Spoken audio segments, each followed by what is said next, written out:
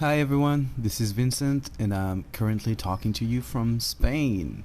Yes, I flew to Alicante, España on the east coast last week for some vacation and joining some family there. I got my aunt there, my mom joined us, so it's pretty cool. We got to spend some time together here in Alicante and around town, so it's pretty amazing actually. But I didn't forget about hanging on sunset. I didn't forget about you. This episode is part of our Desert Summer special that we started a few weeks ago with the Dandy Warhols, who were opening for the Pioneer Town Film Festival, right? So this time I have a special guest from the same area, Joshua Tree, who is close, very close to my heart. His name is Teddy Quinn, and I met him 11 years ago after I arrived in California from my native France. We were just starting my band, Yard of Blondes, at this time, and we dreamed about, playing in the desert. That was what brought us to the U.S. in the first place. And this first trip in the desert was parked by one particular place, the studio, the legendary Rancho de la Luna, which has been the home of numerous amazing artists, including, of course, Queens of the Stone Age, Kyuss, Arctic Monkeys, Earthlings, Mark Lanegan, Victoria Williams, and many more. Everybody remembers Queens of the Stone Age, Josh Homme's infamous desert sessions in the Rancho de la Luna with guests such as PJ Harvey, Twiggy Ramirez, Dave Catching, Alain Johannes, Les Claypool, and so many more. Though that night, the first night we arrived there, we had no idea we would bump into someone very close to that universe. Teddy Quinn was hosting an open mic at Pappy And Harriet's, which would become one of the country's most beloved venues. He was kind enough to sign us up, and we ended up having one of the best nights of our lives, like performing and connecting with that community. In addition to finding a haven for art, we also found an amazing community that revolved around him, Teddy Quinn. While growing up, he spent time in Hollywood and Laurel Canyon, acting in movies and TV series like Land of the Giant. I think that was a very popular series he was in, but also playing in bands like Lanegan and Ministry of Fools. And it was during those formative years that Ted met Fred Drake, a Texas transplant drummer who was to establish the now iconic Rancho de la Luna. And they played music together and often traveled to Joshua Tree to escape the noise of Hollywood. Fred founded the Rancho in 1993 after they decided to stay there permanently. Dave Catching, who would become the guitar player for Eagles of Death Metal, joined him soon after and still running the studio to this day. But unfortunately, Fred was HIV positive and he got brain cancer and passed away 20 years ago on June 20th, 2002. And the week prior to his passing, Teddy and Fred looked through his tapes, and Fred, personally selected about 60 unreleased songs that he loved. So, to commemorate Fred Drake's 20-year anniversary of his passing, Teddy reached out to Fred's family and to Dave Catching, and together they decided it was time to release new music from Fred. And here we are today, discussing Teddy's journey, how he became friends with Fred, and how the Rancho was founded. The story is beautiful. I warned you, it's going to be really, really sad at times, but I think it's a really, really important story that must be told. Though, with this record, we can see how Fred Drake touched so many lives and continues to impact the high desert even to this day. An important thing to know is also that the proceeds from I Give You Life, this record, will go to LULAC, the nation's oldest Latino civil rights group, which has created a special fund for the victims' families and survivors. Take a listen to the episode and check out the Bandcamp page to purchase the record. All the links on our website. Let's do the show.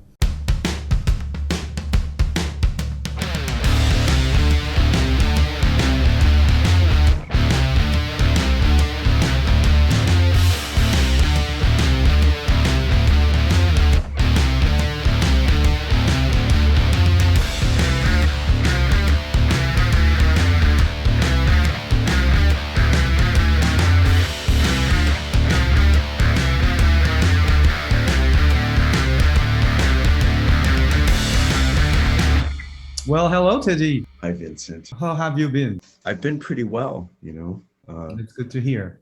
Yeah, thank you very much. It was so nice to see you and Fanny at the film festival a few weeks. Yes, it was a great weekend. It was another one for the books in the high desert for us. Nice. And so we've started recording. So I'm just gonna say to our listeners that we have Okay. a long history of friendship, Yes. and that my history with the high desert started with you. Oh, well, you were clever enough to find us where we were, so I don't know if I had that much to do with it. You guys had some sort of divine guidance to get you to.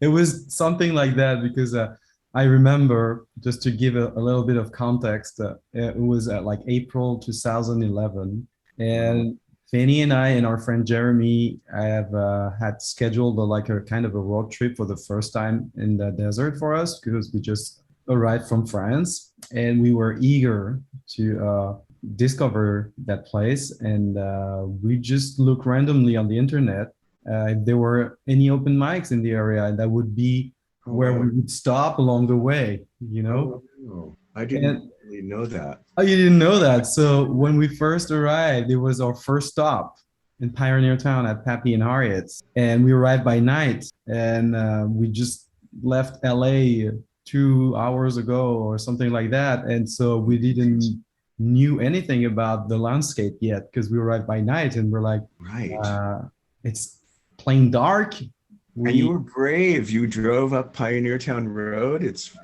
a very curvy road, and It is. yeah. And when we found Pappy and Harriet's and you and all of your friends there, it was like the Holy Grail. Oh, that is. I'm gonna cry.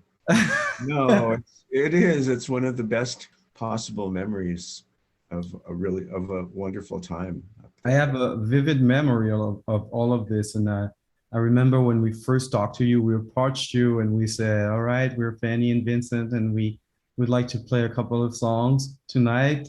Is that okay?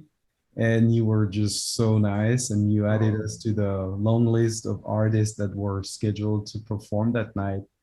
And I have to say, I wrote it and I said it before, but it was one of our best night ever.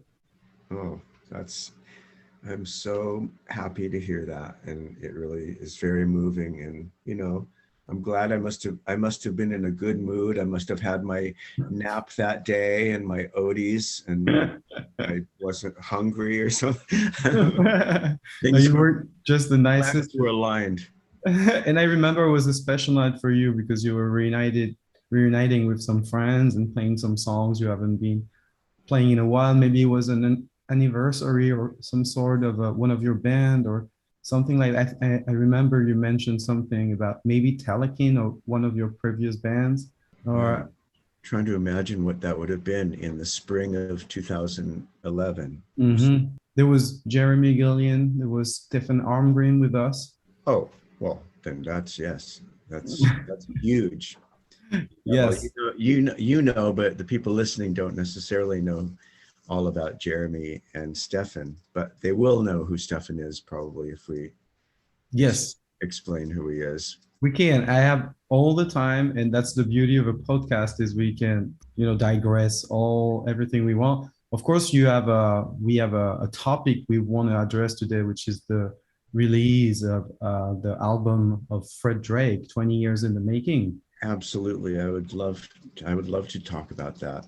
We will, don't worry. But But I'll tell you that if you happen to be there the night that Jeremy Gillian and Stefan Arngrim were at Pappy's, that's really auspicious too, because I know that you all have become very good friends in the 11 years since then. exactly. Wow. Actually, I'm a neighbor of Jeremy's now. Yes. We drove by your house and he pointed it out to me. And Stefan have been in touch ever since, even though right now he's in New York. I think he told me he wants to move back to LA. Is that right? I'll be in New York next week actually, and I'll look him up when I'm back there. Oh, nice, Yeah, nice. So you live in Joshua Tree. I do, and it's crazy, Vincent. This is actually if you don't mind me interrupting, Oh, please. no, but this is like the 25th year I've been in this house. I've never imagined I would live anywhere. I never thought I'd make it to 25, first of all, but I never expected to be in one place for 25 years. I mean, that's like double where I lived as a kid with my, you know what I mean? It's crazy, but And it's really good. I love it. I think your first visit to Joshua Tree was in 1993 or something like that, or when you moved.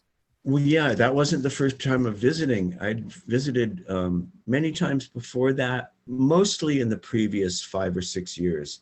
But I think that the first time was maybe even 10 years before that, in the early 80s, you know, just one time, one trip. And I must say that, you know, it was a hot summer day, and you know, we were used to the nighttime in Hollywood with dark, or, you know, if we went out before 3 in the afternoon, we had sunglasses. And so the brightness and the vastness of the desert was a little confusing to me the first time. For me too. When I woke up that next morning after my first night in Pioneer Town, I was shocked by the beauty of it. Yes. And you know, and it really gets under your skin, as you know, and suddenly you're back in the city and the desert just calls you, you know. I mean, I almost hesitate to say that because it's sounding so cliche anymore, but it's the truth. And you and myself and Fanny and definitely Fred Drake, who we're going to talk about, you know, as one of the main forces that really, you know, made a lot of things happen here. But yeah, I mean, it gets under your skin and it's really hard to resist. It's like it calls you and you have to go back. And so to go back a little bit, you were born and raised in LA, and I think when you were a child, you lived in Laurel Canyon, right? That's right. I wasn't actually born in Los Angeles, though. We were, my family all drove out from the Midwest when I was just a little baby. I was about 2 years old when my parents and my siblings and I moved from Indiana right to Hollywood. I mean, somehow we went straight to, like, well, first I think we had a little pit stop out in Buena Park because my uncle and my aunt and uncle were out there, and it was near Disneyland and they had jobs there or something. I don't know. But it wasn't long. It was only a few months before we were in West Hollywood. And then soon after that was when we moved to Laurel Canyon, and that's where I pretty much grew up. I guess that's an exciting time to live in Laurel Canyon, right? Kind of incredible. I mean, I was young for, you know, I was a little bit too young to be like really in the scene, but it was all around me. And my brother and sisters were definitely, you know, and our neighbors just in our neighborhood, you know, for the people who aren't familiar, and I can't imagine there are that many listening that aren't familiar with the legacy of Laurel Canyon, but there was so much great music happening there in the 60s when I was, you know, a kid. And then in my teens in the 70s, you know, it was just, we were surrounded. And, you know, I don't want to drop names, but it's just kind of crazy. I feel, you know, excited to tell you that Frank Zappa was our neighbor across the street. Oh my gosh, yes. The hitchhiking days of Laurel Canyon. And people like Tina Turner picked me up hitchhiking once and oh my gosh. And she told me off and said that if I ever catch you hitchhiking again, I'm going to find your mother and tell her. How old were you? I was probably like 13 years old or something, you know, I don't know, 12 or 13. We were little kids hitchhiking. You know, we thought. I called this podcast Hanging on Sunset just as an idea of you know, a lost paradise. And to me, that's the lost paradise, this era. The Johnny Mitchell days, the Frank Zappa days, the Crosby, Still, Nash and Young days, where it was a little ecosystem. So everybody all the artists, the musicians were living in Laurel Canyon. Then down the street on Sunset, there were the studios and then the venues too. So, and the music they made here at that time, like, resonated in the whole world, just within those 2 miles or so. It's so true. And you're absolutely right that Hanging on Sunset, I love that. That's a really great, now that I think about what it means, I think it's really a great name. And it's so true that, you know, the Sunset Strip was where so many of the great clubs were, like the Whiskey A Go Go. There was the Trip with people like the Birds playing, and you know, as time went on, of course, you know, the other clubs that came along, you know, Rodney's Club. Rodney's, and you know, and but all of these clubs were on the Sunset, or on Sunset Boulevard and on the Sunset Strip, which is called that because it's like an unincorporated section of Sunset Boulevard that's not really part of Los Angeles. It's not really part of it, but you know, and all of the recording studios, you know, Sunset Sound, or you know, just like we're so close. So for a lot of the musicians who wanted to be, you know, in a place where they could be creative and inspired and have nature around them, Laurel Canyon was like right smack in the middle of it. And it was 5 minutes to all of the studios and 5 minutes to all of the clubs and the cool cafes, you know, the Ben Frank's or Cantor's, or, you know, places. Yeah. I was at Cantor's last night. Oh, you were at Cantor's last night? I'm a little jealous. I love this place. I love Cantor's. It's just, it's so dear to my heart. It's like, it's unchanged, you know. It's just, it's one of the things about LA that's really remained, you know, as it was, you know. And I think it will stay like that. You know, I think of Jeremy and our friends, and think of the days of, you know, smoke and phone booths, you know, when you had to go outside to make a phone call, but you could smoke at the table. Oh, that's right. Now it's the opposite. If you wanted to smoke, you have to go outside, and everyone's on their phone all the time at their table. But I guess it was like perfect timing to be a teenager in that area, right? It was magical. And I mean, like, you know, my brother, who's, you know, several years older than me, was really in the scene. Like, he was working at the Canyon Country Store and walking or taking deliveries of groceries and to Janis Joplin and things. And, you know, and then like he went to a Christmas party of a friend's on Lookout Mountain, but he went to the wrong house and walked in, and it was Joni Mitchell and Graham Nash, and they said, come on in, have dinner with us. And so he ended up hanging out with them that night. Oh my God. That's how it was. There were no, you know, there were no security guards, or, you know, it wasn't like that. It was very friendly and lovely. And when did you start your musical shenanigans? You know, I mean, I just was in love with all the music all through my life, and really lucky. My father, bless his heart, he's 96 years old now, but he and my mom, who's in her 90s also, I mean, they're doing amazing, knock on wood. But they took the 4 kids to see the Beatles and the Byrds and the Monterey Pop Festival, and so it's just we were really lucky and immersed in all of the best stuff that was going on. And I'll tell you a really funny one. You know, there was a theater, it's the Aquarius Theater on Sunset, where the musical Hair played in the 60s, in the late 60s, early 70s. But in the 60s, it was the location for the Hullabaloo, which was like a TV, rock and roll TV show. And Hullabaloo was filmed in this theater called the Earl Carroll Theater, which was also where they filmed something called Queen for a Day. And that was for like, it's an outdated term, but like housewives, women who were home during the day with the TV on. And Queen for a Day was kind of like, you know, it's kind of like a Let's Make a Deal or This Is Your Life, but it was where a woman would be like proclaimed queen for the day, and she'd be crowned and she'd be treated to all these luxuries and things. And it was kind of like this fantasy thing, you know. So, but they filmed that show at the Earl Carroll Theater. My grandmother, my father's mother, was visiting from Indiana and wanted to see, where do they film, you know, where do they make Queen for a Day? So we went to the theater, and they were filming a Hullabaloo episode, and the Yardbirds were playing. Ooh. The Yardbirds, like the original Jeff Beck and Jimmy Page, and it's just, I mean, you know, I was like 7, I don't know, 5 or 6 or something, I don't know, but and that's a shock. It was a little too loud for Grandma, so we didn't stay. Yeah. Oh my gosh, I didn't know that you've been exposed to such great music at such an early age. And you mentioned you saw the Beatles It's true. at the Hollywood Bowl. Yeah, it is true. Yeah, and I'm going to just tell you, and maybe I'll ask my friend to listen to the podcast. But I was in school with a little girl who was my buddy, and my first girlfriend, whatever, in kindergarten, first grade, and her dad was the band leader, Spike Jones, the great, the sort of Yeah.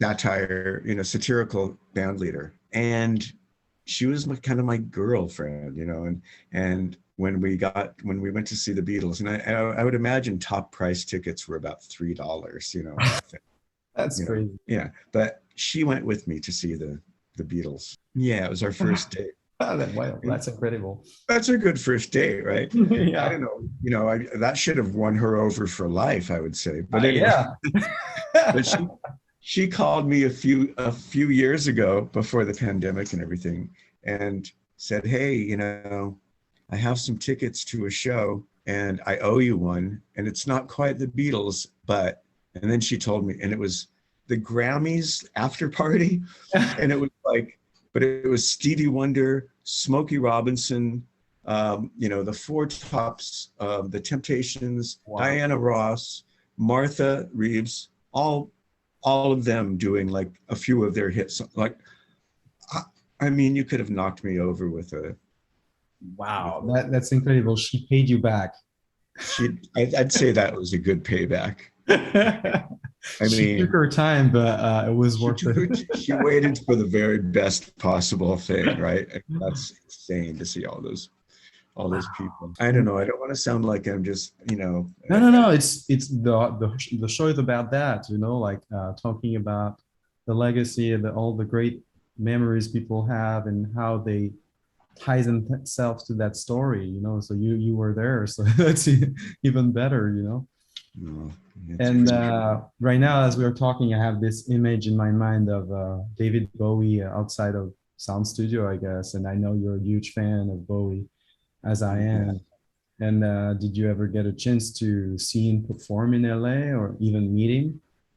I did not get to meet him, but I did see him perform a few times, and thank goodness. But I was always sorry. I kind of missed the original Ziggy or Aladdin Sane. But the first time that I saw him was the Diamond Dogs tour, and it's phenomenal. And Bowie was, I noticed the other day. I'm going to reveal my age, which it's out of the closet. I don't care anymore. Seriously, but the other day was the 50th anniversary of the Ziggy Stardust album. Yes. And I thought, wow, that's like, I was 13. And that was, like when you're 13, that's such an impressionable age. And to be able to hear those first few David Bowie albums when I was just becoming a teenager, it was mind blowing. And having grown up loving the Beatles and Dylan and the Stones and everybody else, all the great 60s music, Bowie felt like he was kind of the first one that came along that was like, for me and for my generation, you know what I mean? Yes. Everybody else was kind of for my brother and sisters, and I got to listen. But Bowie was like, just the perfect timing, and so meant a lot to me. For me, it was Nirvana, I guess. That was that generation, Yeah, right. I don't think I would be in the US if it wasn't for Smells Like Teen Spirit blasting on MTV, Interesting, sure. Yeah, well, that's the power of great music, it just can be life-changing. Exactly. And when did you start playing with friends and forming a band? What was the first incarnation? In my teens, I was writing songs with my buddy, like I was always carrying around a little book to write down things. And my sister really inspired me to do that. She was just really great, great songwriter and singer. Deborah, yeah. And she played a beautiful Martin guitar. And, she's just really nice. Her style was almost more like something kind of between a Laura Nyro to Neil Young, you know, like very personal and very beautiful, you know, and she really inspired me. She gave me a blank book, and she said, here, just write down everything you think of that you want to say, you know, like, Oh, wow. and yeah, really, it just opened up the world. And so I have stacks of them. I still have all of these old journals and books, you know, that I filled. And so I met a friend in high school, and he played guitar, and I wrote lyrics and poetry, and the two of us we were both in love with Dylan and Lennon and everything, and we started trying to write our own songs, you know, and eventually that turned into a band. And then, you know, that band was kind of like all through my late teens, you know, and then I met this woman named Catherine, who, you know, and we got together. We kind of became an item, you know, and moved in, and I didn't even know that, you know, she was just like this beautiful, still is this incredible spirit, beautiful woman, and it was love instantly. But she I didn't realize that she was a brilliant musician. And this is actually who I met.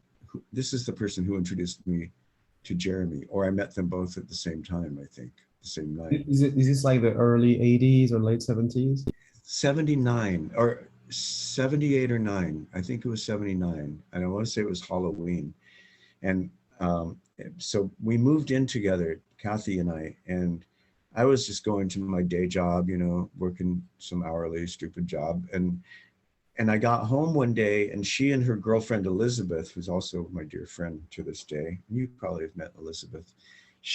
The two of them had like been going through some of my books, and they'd written, or Kathy had written music to like 3 of my songs that day, you know? Oh, nice. And from that moment on, and I was so blown away, and they were so beautiful. Like her melody, her gift of melody was just unbelievable. And so, you know, I was like, here's more books, you know, I'm going to work, see you later, you know. And before we knew it, we had like 100 songs or something. It was crazy. Oh my gosh. What was the name of the band? Well, that became Telekin. That became Telekin. Yeah, yeah. And it was fun because, you know, it was like the beginning of the 80s, and we were really, you know, well, Bowie, we had all loved Bowie, but then we were all kind of into Kraftwerk and Brian Eno and all of those people doing more modern sounding stuff.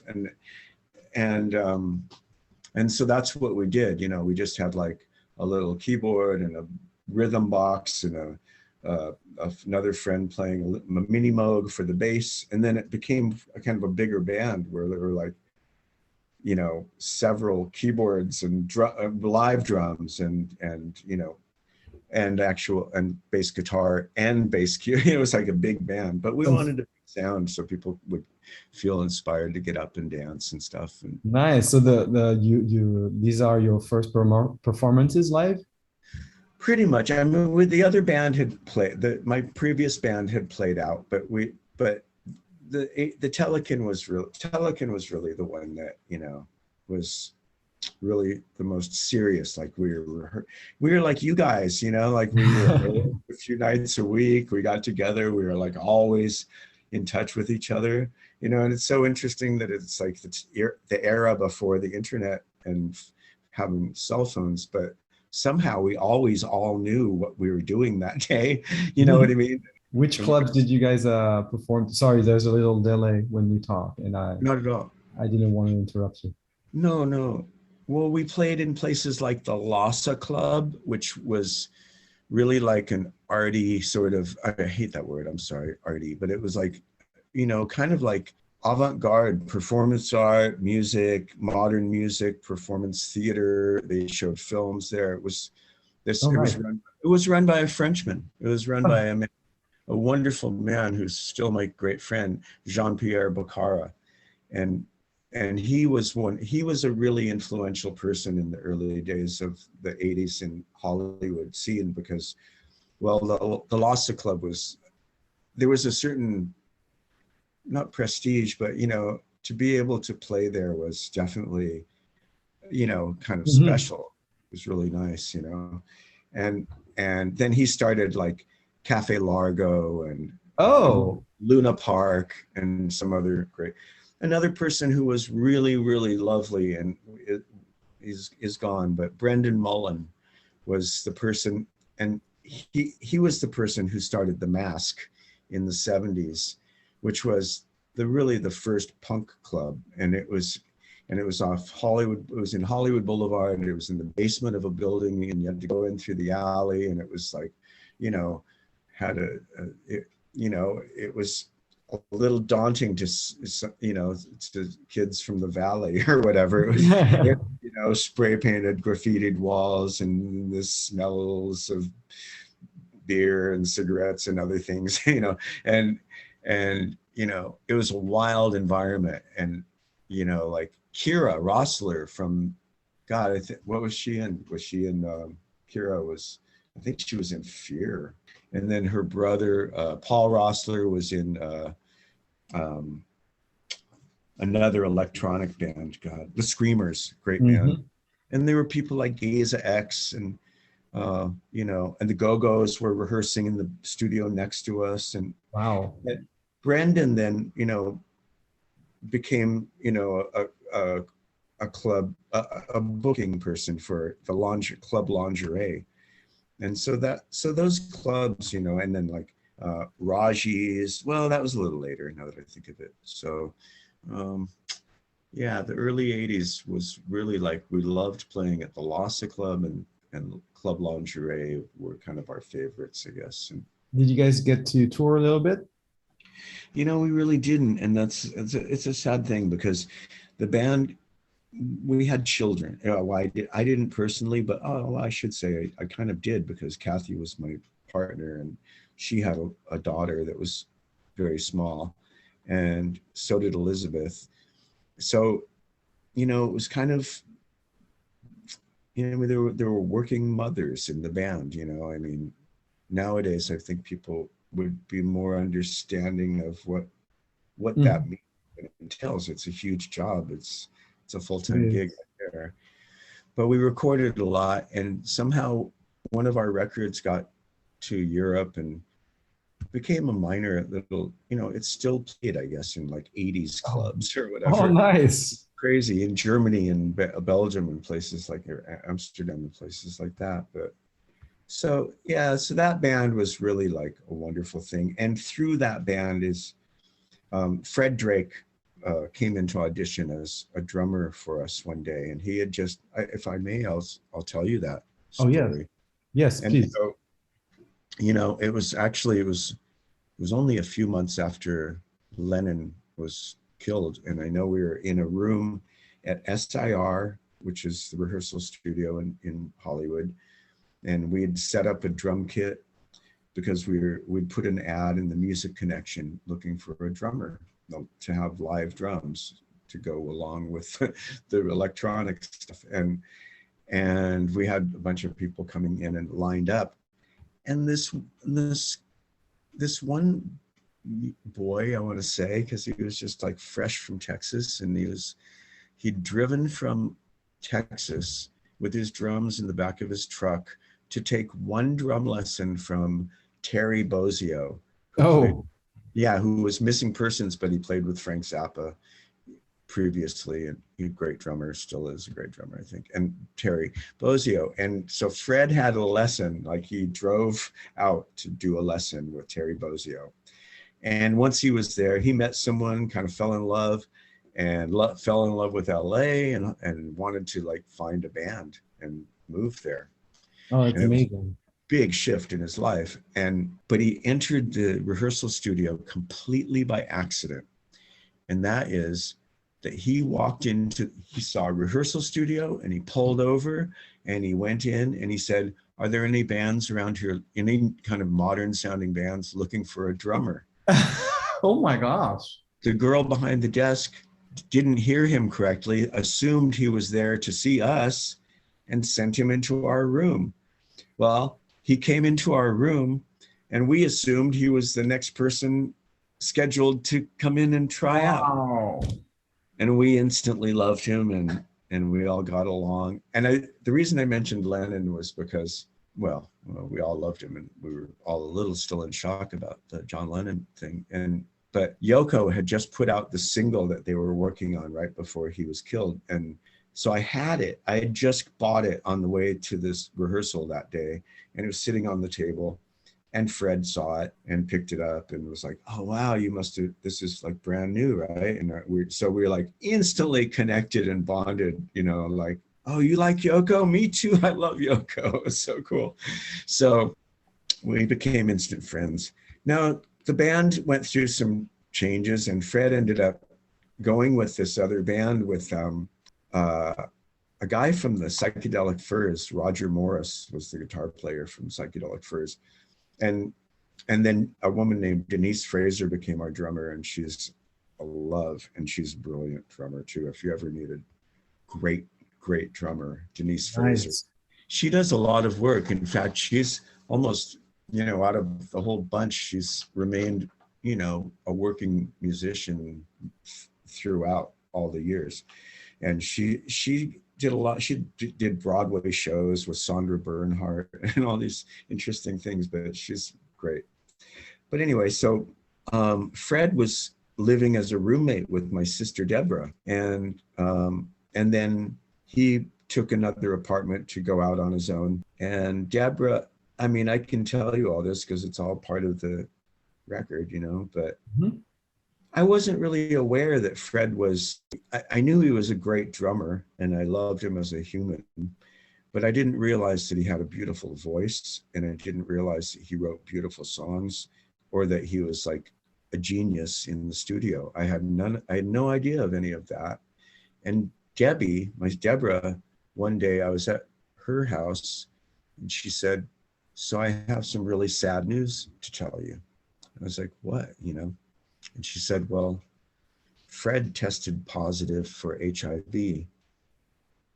And, that was in a period of time in the mid 80s when that was just a death sentence. And there was no support from, it was a Republican, it was Reagan era. And there was just no acknowledgement of all these gay men, mostly, getting this disease, and there was very little being done about it at the time.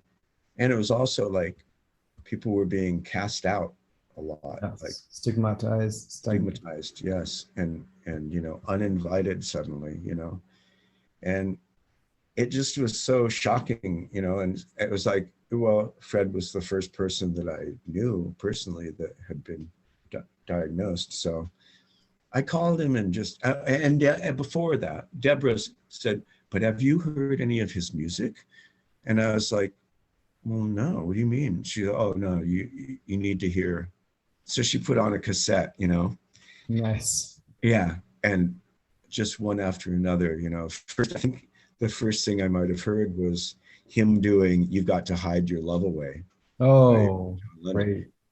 And then he had recorded a song of mine, and it just it just brought me to tears. I mean, it still does. It's got to be on a future edition of a Fred Drake release for sure. It's sweet, but and when I heard what he did with the Beatles song and what he did with my song and his voice, I was like, this guy is just, an unknown gem. Like, I don't know why the world doesn't know about this person, and so what year is this? This is probably like 86, 87, 86 about, and we just started kind of hanging out. And one day, and this was more like 87, I remember going, this is really funny. I was in a band with Jeremy Gillian and Johnny Vargas and Herb Swanigan, who we lost, and Jeff Morrison, and as well. But I think I met Herb before he passed away. Did you? I think Jeremy's. Maybe so. I think it's been a while though. It might have been when you first met Jeremy. Yeah. And we had a nice band that was way opposite of Telekin. It was very like chamber pop, like with a cello and sometimes with Robert on violin, or mandolins, and just like acoustic, very acoustic based piano, you know. And but one day I was over it, and we were trying to think of a new name for our band. We were called The New Flesh, but which is from that Cronenberg movie with Deborah Harry. I forget what it was called, but The New Flesh was like the revolutionary group. So we were called The New Flesh. But then somebody came out with an album called Here Comes the New Flesh, and we were like, oh, we can't, we don't want people to mix us up with that. So we were trying to think of a different name, and I thought Third Eye might be a cool name, you know, Third Eye. So I was talking to Fred, and I said, oh yeah, what do you think of the name Third Eye? He said, oh, that's a great name, but there's a person staying at my house right now who you're gonna love, named Robert, and he has a band called Third Eye. Oh. So like, wow, that's kind of crazy. So I have to meet this guy, Robert. So I went over there, and I don't know if Fred asked me or what, but I showed them this poem I'd just written a lyric, you know, and next thing you know, each of them had written a verse, and we were singing, and there was a chorus, and it was like, wow, this is so nice. And at the time, Fred was working in Dean Chamberlain's studio. Huh. All connected. As an engineer, but also like letting people in and out from rehearsals and all of that. And so we went in like at midnight, you know, like Dean would allow Fred, you know, stay up all night and record if you want. And so we recorded that. And before you knew it, we just had an album, and we did a little bit. We did a little bit of touring, but again. What was the name this time? Oh, that was called Ministry of Fools. Oh, that's the band, Ministry of Fools. Yeah. Nice. And there's one album, and I really love it, and we all kind of wrote it and sang it together, and you know, and it's kind of psychedelic pop, you know, Beatle influenced and all. It's just really fun, and love it.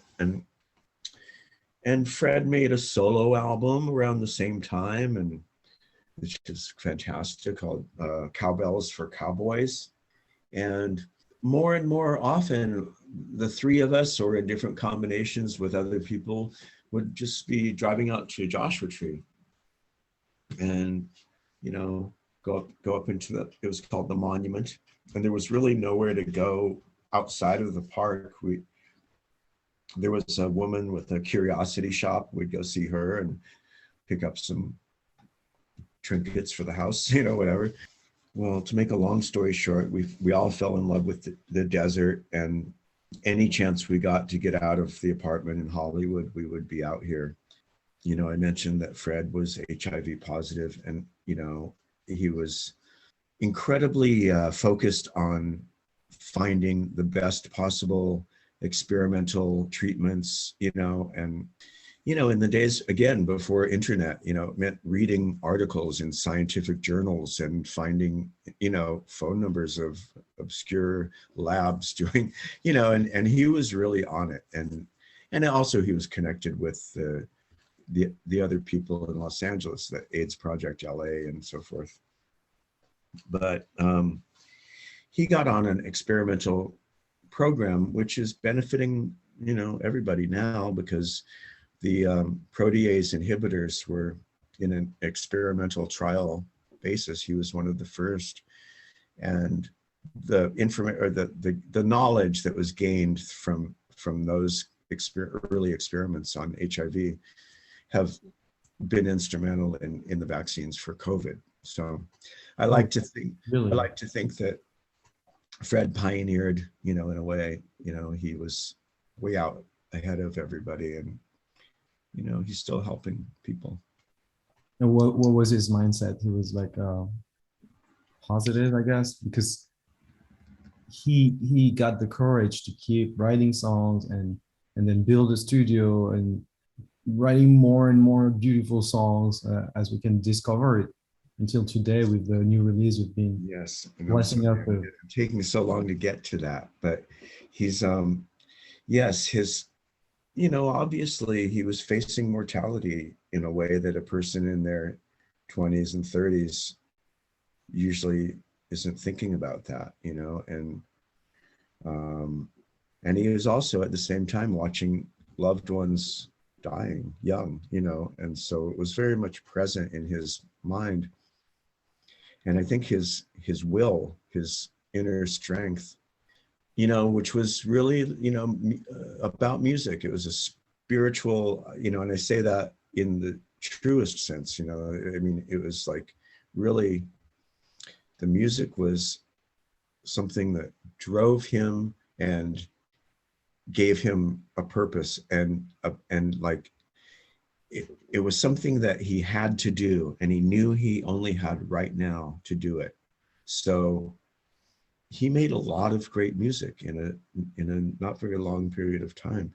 And so yeah, and you know, beyond the Ministry of Fools, you know, we continued always recording new songs all the time. Well, so I was going to say that, so a weekend of, you know, in 1993, Fred was supposed to be flown to Washington, D.C. There was the new Clinton administration, so it was more friendly, and they were more actively trying to find, you know, treatments and all of that. And he had an appointment to meet with the Secretary of Health and Human Services, Donna Shalala, as part of this huge march in Washington that was going to happen in April of '93. But one thing or another fell through, and they didn't get him his airplane ticket. And so we ended up deciding, a friend Francesca loaned us her Jeep and said, well, why don't you guys go out to the desert? You know, Fred was really sad that he wasn't in Washington, D.C. meeting with the administration and going to the march. So we drove out to Joshua Tree to meet Robert, actually.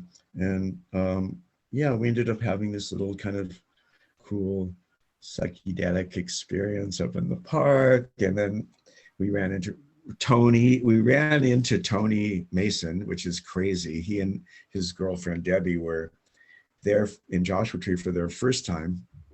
Wow. And they happened to be where we went. They went to Keys View for the sunset, and there we were. It was like another crazy coincidence, because they were our friends in Los Angeles and they'd never been there before. So we all ended up hanging out all night. And then in the morning, when we were getting ready to drive back to Los Angeles, Fred and I were driving down, and he said, hey, wait, let's turn in here. I see a sign that says for rent. So there was a sign that said 3 houses for rent. And we drove up the road and went into the house and met Gene and Hal Hill, and Fred walked in the door and just like clapped his hands and said, this is it. I'm moving here. This is my studio. Wow. I'm moving to Joshua Tree. And I was like, you are? Oh, okay, cool. You know, and yes, I'm going to start. He didn't have a studio, but he visualized it. He just manifested it, you know. And so I know there were a lot of artists and musicians in different places out in the desert before that. But for me, that was the moment that opened up, you know, what has become the following 30 years, because, you know, Fred lived there. And, you know, of course, a little while later, Dean was selling his well, first there was a guy, Hugh Harris, a British musician, brought his studio, and it was like one studio after another was just coming to Fred's house, setting up, and it was like his dream was just happening, you know. And then Daniel Lanois was looking for a place to go for a few months between, he was in Mexico and he was on his way to, he'd bought an old movie theater in Oxnard, Teatro, where he recorded Willie Nelson and a lot of things. But Daniel Lanois was looking for a place to go for the summer. And so a mutual friend, a recording engineer named Trina Shoemaker, put Daniel in touch with Fred, and Daniel moved in for 6 months to Fred's. Wow. I didn't know that. Yeah. Oh my God, that's crazy. It's so crazy. It's just like, it was like the determination that Fred had just made everything happen, you know. That, wow. what you needed, you know. So Daniel Lenoir actually received a phone call sitting in Fred's living room from someone asking if he would be interested in producing an Emmylou Harris album. And, you know, and he got off the phone and said, so Fred, what do you think? Should I produce an Emmylou Harris album? And Fred said, well, you're in Joshua Tree and you just got the call. And I think that means you're supposed to do it, you know, like clearly. I had no idea about that. Because, you know, Emmylou, of course, for anyone who doesn't know, of course, Emmylou and Graham Parsons Yes. really loved Joshua Tree and, you know, he left his life here too. But one of my favorite songs from Graham Parsons that is actually the opening song of the documentary we did in 2015 or 14, Joshua Trip, remember, with Stéphane Basset? yes. That's The Return of the Grievous Angel from Graham Parsons with Emmylou on the backing vocals. Yeah, yeah. And she's still incredible. And so that was really nice because thankfully Fred was there to say, you know, this is synchronicity. You're supposed to be doing this record. And that became Wrecking Ball. Wow. Beautiful, incredible album. It was recorded there in Joshua Tree at the Rancho? No, but it was a phone call came to Lenoir. And he got to produce it. And Fred, you know. Yes, that was a great sign. Yeah, indeed. Yeah. So Lenoir then moved to his theater in Oxnard and then, I don't know, on to New Orleans and other things. But yeah, so, and then Dean Chamberlain was closing his studio. I think he was having kids or I don't know, but he was deciding to sell his studio. And Dave Ketching had a restaurant in New Orleans that burned down and he got a little insurance money. So he had a little cash.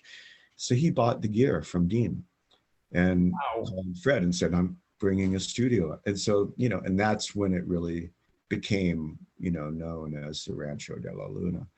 And so that was like 94, you know, so a lot happened in that couple of years, you know, and, you know, fast forward, I don't know. Well, Fred spent the next 9 years there, I'll say. And in that time, we did a ton of stuff, you know, I mean, he was always super lovely and generous about like, come out for the weekend and we'll make some recordings and bring a reel of tape, you know, and because you moved in at the same time. Yeah. And in the house just behind. So Tony Mason got a house right in the back and you are in the back right after Tony, right? Well, yeah, basically, you know, there were a few different houses for a little while, but yes, the first house that I was in was 2 doors up from the Rancho where I think, you know, Hutch may live there now or something, but Casa Rosa is the name of that house. And it was really sweet little cabin. And then Tony was in the one behind it and he ended up calling his studio Back of the Moon behind it. And yeah. But this house that I live in now is the one that I used to dream of. I drove by it. Actually, Victoria Williams lives down the street. And I used to go to visit her sometimes. And driving by this house where I am now, I always pointed at it and said, that's my house. That house. And one day, and I was living back in Echo Park at that time. And then I got a phone call from one of the neighbors here and she said, yeah, that house is going up for rent tomorrow. And I was like, no way, I'm coming out tonight because I don't want someone else to get it. I really want it. I want that house. So the rent was like crazy cheap, you know, back then. And so that was 25 years ago. But yeah, so I was saying that during the 9 years that Fred was at the Rancho, he made his album, which I think is a complete masterpiece, Twice Shy, which he released on 9/11 of 2001, which is crazy. That was the date. That was just the date that was decided, and that was when it was released. But he also did all the work with the Earthlings and Dave and Pete Stahl. And then he did, you know, he recorded Josh Homme on all the Desert Sessions records, and Tony assisted him in a lot of that in the recording, you know, and Tony and I were working more and more together.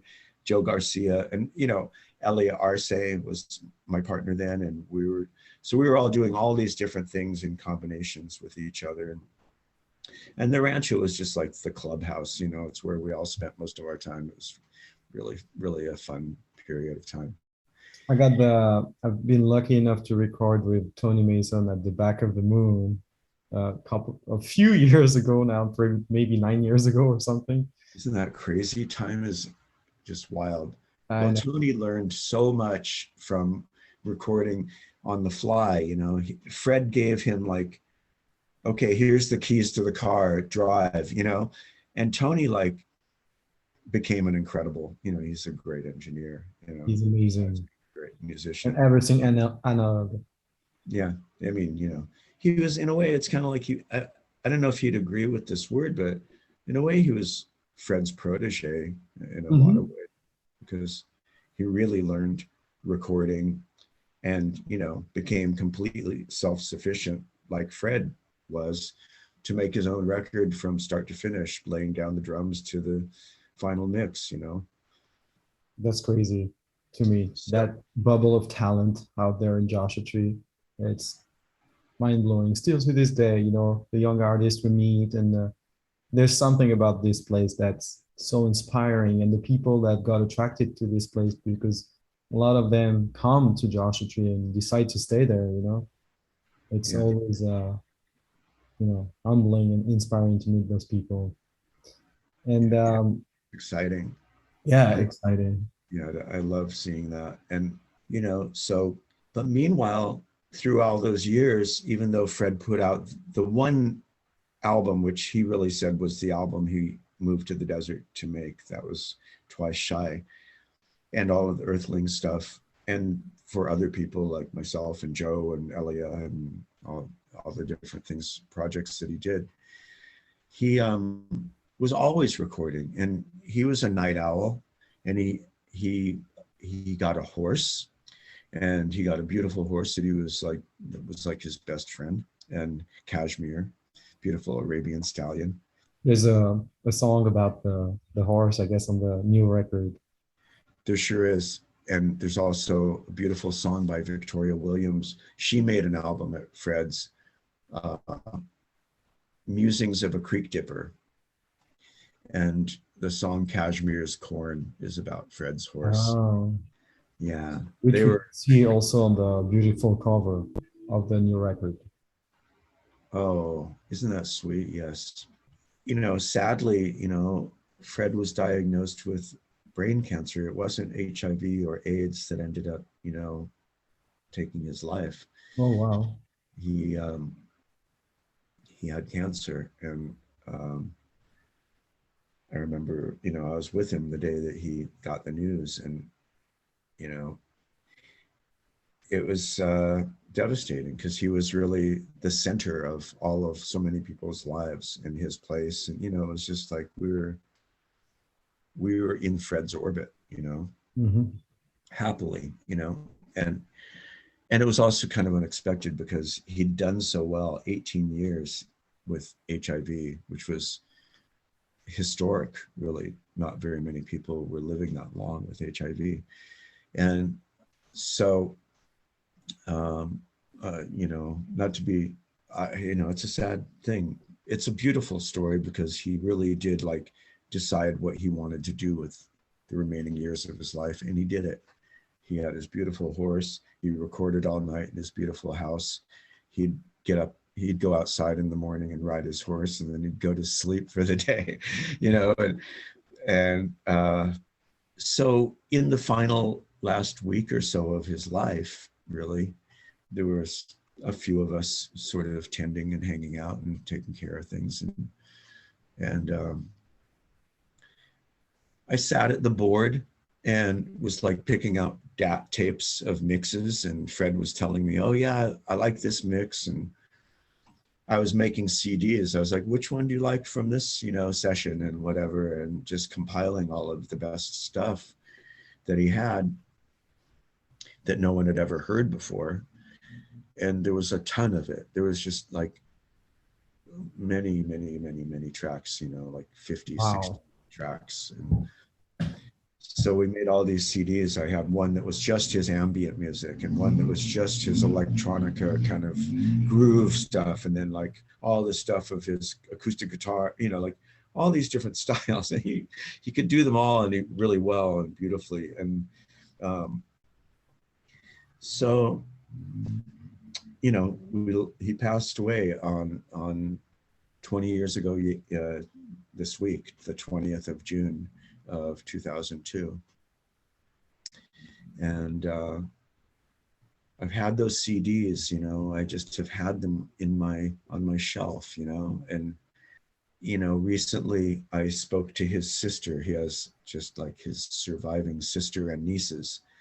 And I, you know, several months ago, I just said, well, there's all this great music, and with 20 years coming up since we lost Fred, it'd be nice to put something out, you know, as a commemoration. And they were totally into it. And it's like, you know, we'll get it really nicely mastered and, you know, maybe just put it up digitally, maybe someday put it on vinyl, but, you know, at least for now it's on digital, and anyone can get it.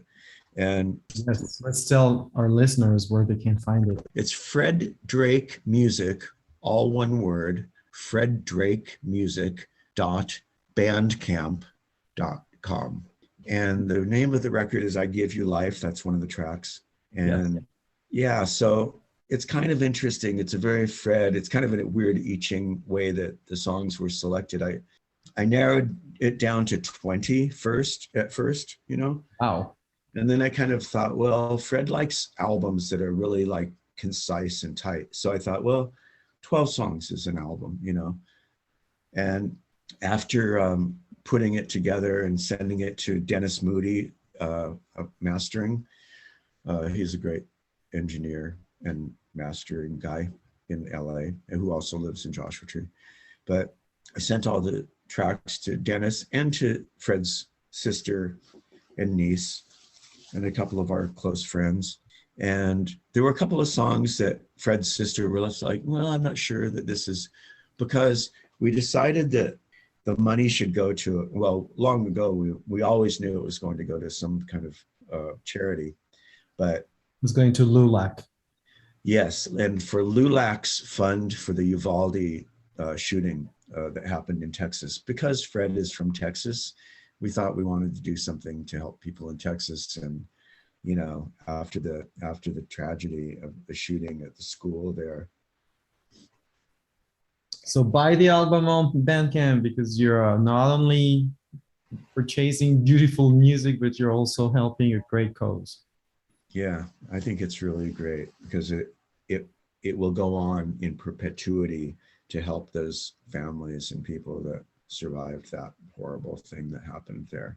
LULAC is the nation's oldest Latino civil rights group, special forum for families and survivors of the shooting in Uvalde. That's right.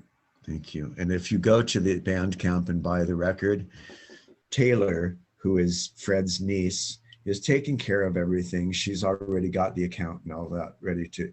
So literally, like, Dennis Moody donated his mastering. So there were no real expenses. So it's all just going to go to the Uvalde Fund. And Taylor, his niece, is twice on the record. Once in the songs as a little kid, in Maybe Someday, she starts the song as an intro. It's like she's singing a lullaby or something. It's very moving. And then the music just elevates this feeling. Yes. And she's also the artist that drew the beautiful cover of Fred with Kashmir. That's right. And that was so exciting too, because it's funny, before we all moved out here to the desert, I was staying with Fred in Hollywood. It was Valentine's Day and he was sleeping in. I was in the living room and I was painting a lot of paintings, and I made one for Fred of him with his two baby nieces. And, you know, it was from like a photo booth photo of Fred with his nieces. And one of them is Taylor. And so he was home for Christmas and recorded her singing one of his songs, and that's on the record now. And then all these years later, 30 years later, she did the cover. She's an artist, and she did amazing. I love that so much. That's like my favorite. Can I just say one other thing? And yes, please.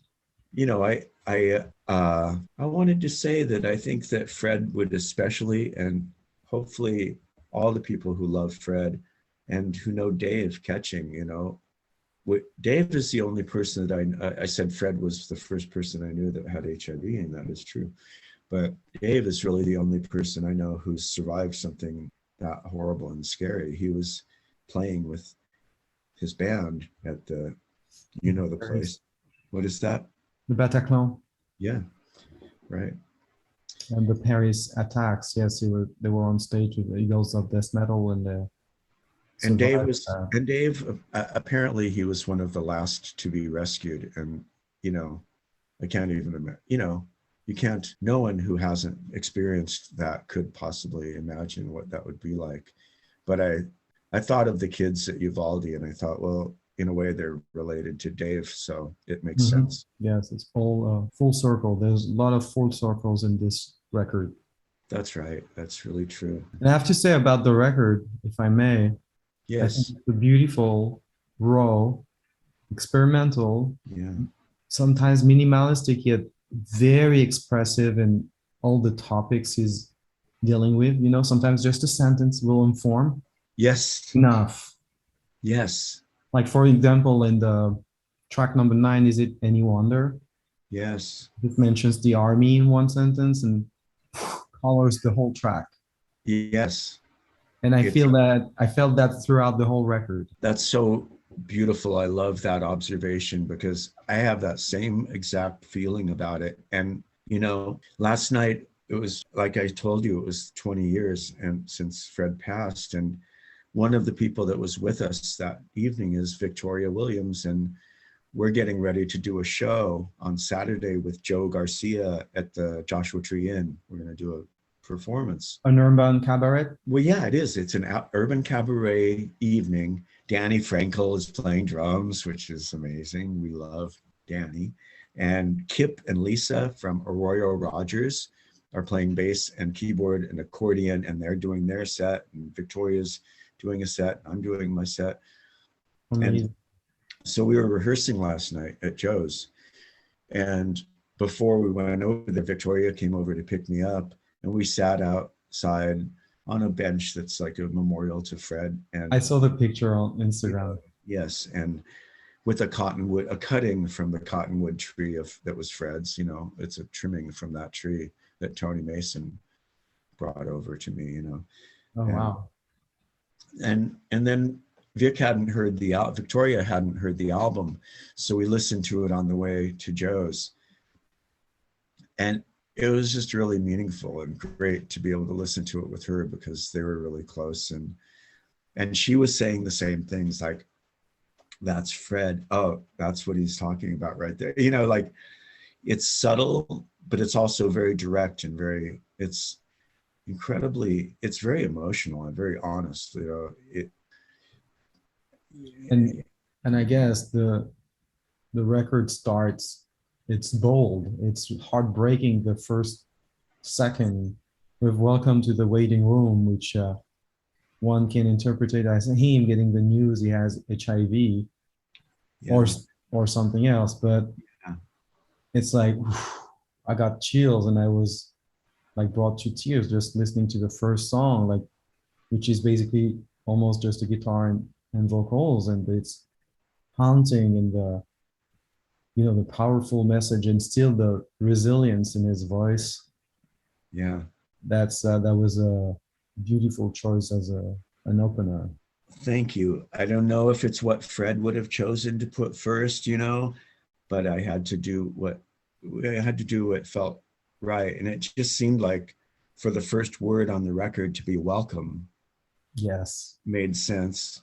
And, you know, you just said something that made me think of, you know, one of the greatest albums to me and also to Fred is the first Lennon album that opens with Mother, which is very, you know, it's intense, but and then it ends with sort of a, you know, a little bit of a kind of a lullaby-ish thing, you know. The album goes through so many emotions, and I kind of feel like, even though it's not the same style musically, it has that kind of emotional arc, you know. And as much as Lennon's first record is one of the records that I listened from top to bottom without never altering the list of the songs, the order of the songs, because to me it feels like one of the few albums I can't listen just one song, you know. Well, I know you had to choose songs from a big collections of unreleased songs from Fred, and I know it touches different styles of music, but this had the same feeling for me listening to it, and I want to thank you for like carefully crafting the order, because it's a journey, and there's a beginning and there's the end with a mousy motherfucker, which is a really nice way to end the record. Which is great. And I'll just want to tell you that, but for anyone that didn't know Fred, Victoria and I definitely knew him. And so we knew that, you know, and it's funny because a lot of his music could be seen as sort of like raging at God in a way, you know, like just kind of pissed off at, but he's also in reverence of the beauty, you know. But you know, for him to call him, he says, I'm not a mouthy motherfucker for nothing. But then it turns tender, and he's like, but darling is all you'll ever hear from me, you know. Like, there's so much love and heart in it. Like he's acknowledging that he has like kind of a tough side that, you know, can be harsh. They can totally feel in the record, you know. Yeah. Transparent through the sweetness of his voice and the poetry of his words, you know. Oh, I'm so happy that you're saying that, because that's how I feel about it too, and I'm glad it comes across like that, you know. And I Give You Life, that was just the best title to give to this record, I guess, because it is a glimpse into his life, and it's still very vivid when you listen to those songs, knowing they've been, you know, buried for 20 years, and listening to them now, it's still very fresh. It's very fresh. And as Robert from Ministry of Fools, Robert Allen, when he heard the album, he just said, I can't believe this music is 20 years old. It does not sound like it's 20 years old. It sounds totally relevant and timely. Totally. And he said, sadly timeless, because, you know, it's like the themes don't go away. The themes of, you know, loneliness, longing, and desire, and all of the things, and love, and all of those themes just hang in, you know. Timeless, yes. Timeless, yeah. Would it be like a little pushy to say that you've been, since he passed, you've been trying to honor his memory with everything you do, kind of? You mentioned that you were in his orbit happily, that he was a driving force for everyone, but I feel he still is for you and everything you have done in the past 20 years. I think that that's really accurate. He's definitely informed, and, you know, I mean, part of why I really love the title, I Give You Life, and it isn't just me, but it's Davey over at the Rancho. It's Adrian Yannick, who's an art professor, artist, activist, who's in 29, but, you know, Elia, I mean, so many artists, but then also like this community of Joshua Tree. Like I said, before we were here, I know there were other musicians and lots of other artists in their pockets, but it really became, in the years since Fred arrived, and even since he passed away, it has blown up or blossomed into such a huge, you know, like a destination of the arts and music. And even like Pappy and Harriet's became like one of the most beloved venues in the country. And, you know, so when I say Fred Drake is saying, I give you life, it's kind of true. He gave life to more than just his own life. He gave life to a lot of people and to a whole arts community. And I think that you are carrying on the torch. I mean, at least when I met you, that you are at the center of all the cultural things happening here in Joshua Tree. Oh, you're And sweet. I remember you were doing the open mics, but also you had your own radio show, and you were involved in every cultural, meaningful event happening, like the art tour. And I remember when we played that show at the Black Box, and all of this. Well, what a fun what a fun sandbox to land in, I mean, literally a sandbox, but seriously, I couldn't ask for, or a chest of toys or something, it's like, or a box of crayons. It's like somehow living here during this period, the last 25, 30 years, and exponentially expanding with more people coming and more interesting, influences coming into it. It's like, how could I not want to be involved in everything? It's just, there's so much incredible stuff, and there's great filmmakers, and there's great photographers, and great sculptors and painters, and, so yeah, I want to know who these people are. I want to see what they're doing, Let's go back to you a little bit, because we traced back to your first year and how you started music, and then how your life connected with Fred. And after he passed, you kept making music, and you released a few records on your own. Yeah, I've done a few since then. I haven't put a new thing out, really, an album, in like 5 years or something. And so I really want to, the last couple of years were so strange with the, for everybody. So I've got a lot of material that I'd like to, but I've kind of been happy. Like I also, in that period of time since Fred passed, I became a father, and yes, I have a wonderful teenage son, and who I play music with. When we're together, we play music. And Sage, someone asked Sage, yes, and someone asked me the other day, like, oh, what took 20 years to put out this record of Fred's? And I was like, well, he had just put out his record, really just a few months before he passed away. And then it was kind of like, how do we keep this going? And, the kind of who's staying around, who's in, who's out, who's around, all of that. And then suddenly I was becoming a father, which was the most wonderful thing. And, childhood, and I was a daddy. So, it's 20 years later, it's time to put out the Fred album, I have to mention that 10 years ago, we tried to put out a record of covers of Fred Drake's. I actually recorded one. Yes. With the Art of Blondes, that I think you can find on the platforms now, because I think I finally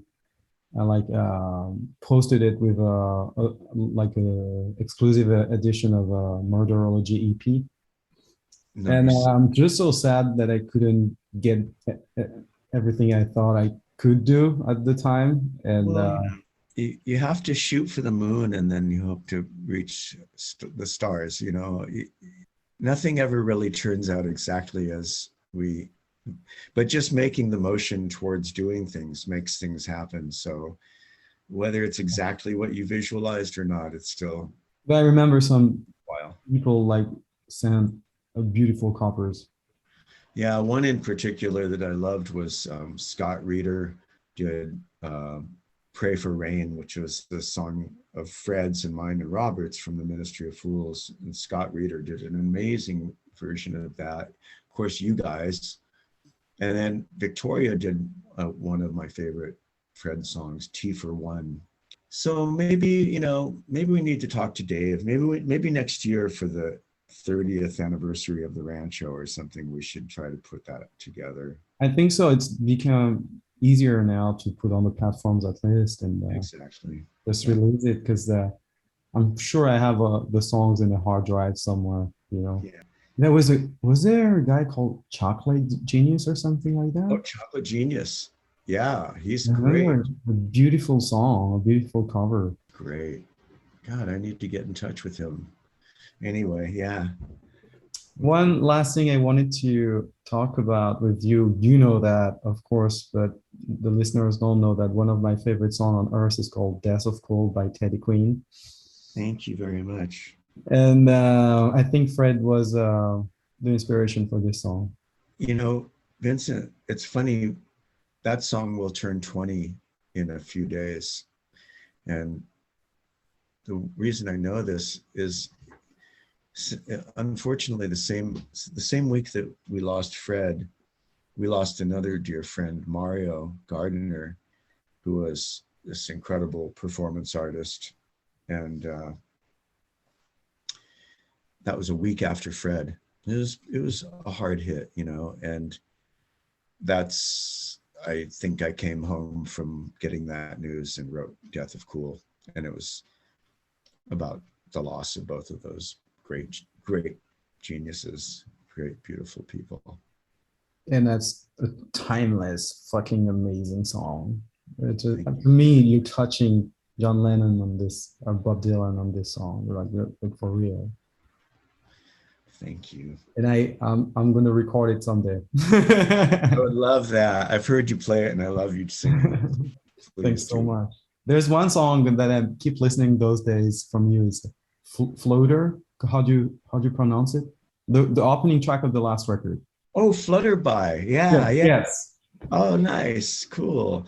Can I tell you how that came about really fast? Yes, please. It involves a Frenchman, you know? No. Oh, this is so fun. Okay, this is a good, happy story because a good way to wrap it up. But because you and I met at the open mic at Pappy and Harriet's, a few years later, this man came in and asked to do something, and his name was Cédric Couvet. Yeah, Cédric Couvet. Cat is what he goes by. Cat. And he's a musician, an engineer, mixer, you know, producer. So I guess I played the night he was up there or something. And when he was leaving, he said, "Oh, excuse me," he introduced himself. He said, "I'm going home to Paris, but I was wondering if I could ask you to sing on a track. If I sent you some tracks, would you sing for me? And would you sing on it?" And I was like, "Yeah, of course I will." And I just kind of took it with a grain of salt, like, yeah, maybe he'll send me something or maybe he won't, but sure, I'd be happy to do it if it happens, you know. Well, he sent me this incredible track, great piece of music, and and I had written this poem about the drive up to Pappy and Harriet's called Ghosts on the Road, because it always feels like you're like weaving through all of the ancient ghosts of the cowboys and the Native American and all of the bikers and whoever else went up that road, you know. But so I put this poem that I wrote, this lyric, to Cedric's music and sent it to him, and did a bunch of vocal tracks and sent it to him, and he did. And then, like, next thing I know, it's like the top of the dance charts in France for a minute. Wow. I know. And then it was like there were like several cool mixes of it. You can find them all. It's called, his rendition, or his thing was called Pioneer Canyon, and mine is called Ghosts on the Road. So if you look for Cat or Teddy Quinn for either of those titles, you'll find a few different versions, and they're really, I love what he did. And the French connection, man, I must have been French in another life, because I love all the French people I know. And all the French love you. And all the French Canadians too, even. Yeah, the Castagnes.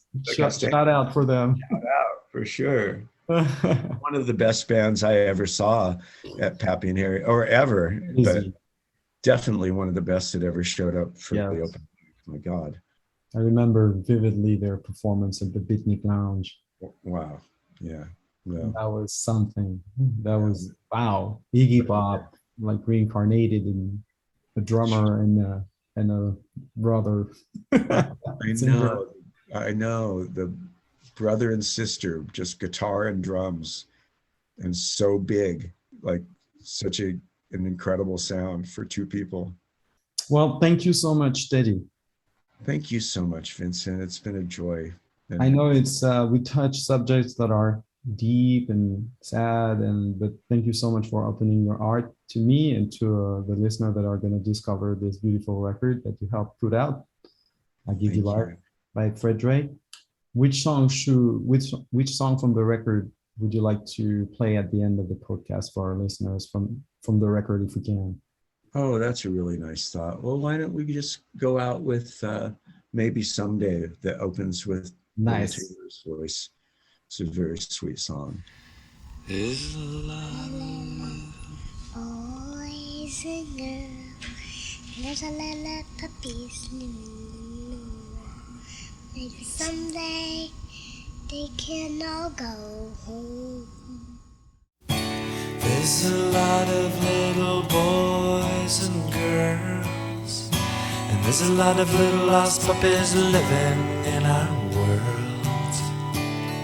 Maybe someday they can all go home.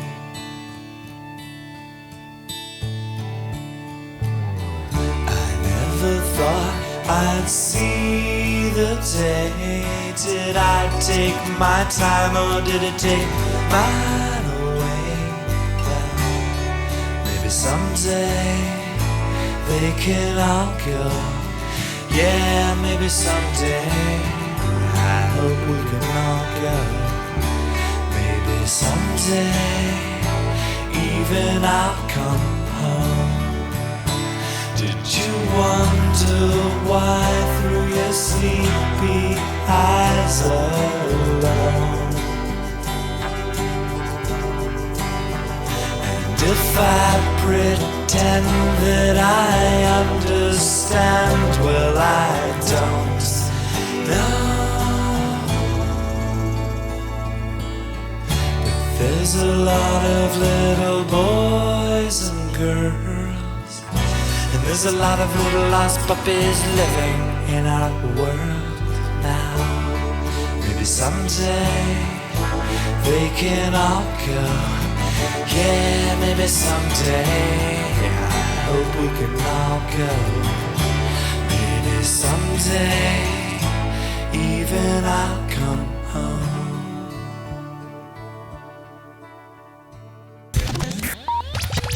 No, I just want to say you made it very easy. So thank you very much, Vincent. Love you, man.